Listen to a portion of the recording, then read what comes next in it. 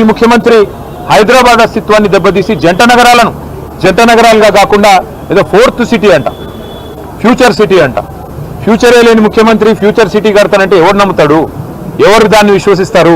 అందుకే మేము చెప్పేది ఒకటే, మళ్ళీ మా ప్రభుత్వం అధికారంలో ఖచ్చితంగా వస్తుంది. గతంలో 33 జిల్లాలు ఏర్పాటు చేసింది కేసీఆర్ గారి ప్రభుత్వం. 10 జిల్లాలు ఉన్న తెలంగాణని 33 జిల్లాలు చేసింది కేసీఆర్ ప్రభుత్వం. ఒకవేళ సికింద్రాబాద్ ప్రజల మనోభిష్టమే అయితే, సికింద్రాబాద్ ప్రజల మనోభిష్టం సికింద్రాబాద్ జిల్లా కావాలన్నదే ఉంటే తప్పకుండా మరొక జిల్లాగా సికింద్రాబాద్ను కూడా ఏర్పాటు చేసే దిశగా మా ప్రభుత్వం వచ్చిన తర్వాత ఆలోచన చేస్తాం. ఈ ముఖ్యమంత్రి గారు ఉన్న జిల్లాలు తీసేస్తా అంటున్నాడు. ఆయన కోపం ఏందో, ఆయన బాధ ఏందో మాకైతే అర్థం కావట్లేదు.